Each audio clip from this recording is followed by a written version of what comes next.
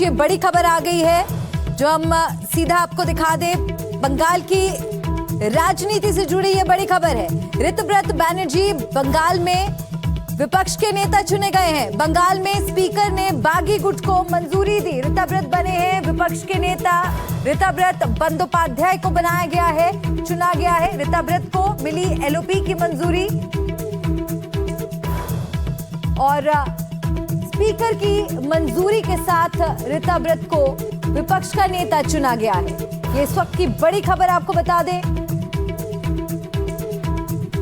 बंगाल में स्पीकर ने बागी गुट को मंजूरी दी है। ऋतव्रत को विपक्ष का नेता चुना गया है। ऋतव्रत बैनर्जी के साथ बंगाल में 58 एमएलए। तो इस वक्त की ये बड़ी खबर, बंगाल की राजनीति से जुड़ी ये बड़ी खबर सामने आ रही है, जिसे लेकर लगातार हमने देखा कि किस तरह से सियासी संग्राम छिड़ा था। बंगाल में स्पीकर ने बागी गुट को मंजूरी दी है। অ্যাডমিনিস্ট্রেটিভ মিটিং এ উপস্থিত থাকবেন, তারা এই ধরনের প্রশাসনিক যে সভাগুলো হবে, কারণ আমরা আমাদের মানুষের কাছে দায়বদ্ধ, আমাদের ইলেক্টোরেটের কাছে দায়বদ্ধ তাদের উন্নয়নের প্রশ্নে।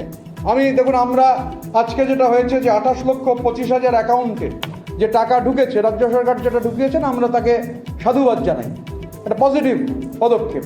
আজকে আমাদের বিধায়করা, বিশেষ করে দক্ষিণ 24 পরগনার সাগরের বিধায়করা, সেখানে যে সমস্যা পিএইচই দপ্তর, সেই দপ্তর নিয়ে বিধায়কদের যে অভিজ্ঞতা, সেই দপ্তর নিয়ে জল নিয়ে যে সমস্যা এবং জল ঢোকাতে গিয়ে রাস্তা কেটে রাস্তা বন্ধ হয়ে যাওয়া, আমরা সরকারকে ধন্যবাদ জানাবো, কারণ এটা আমাদের বিরোধী বিধায়কদের প্রস্তাব ছিল যে এই সমস্যা রয়েছে।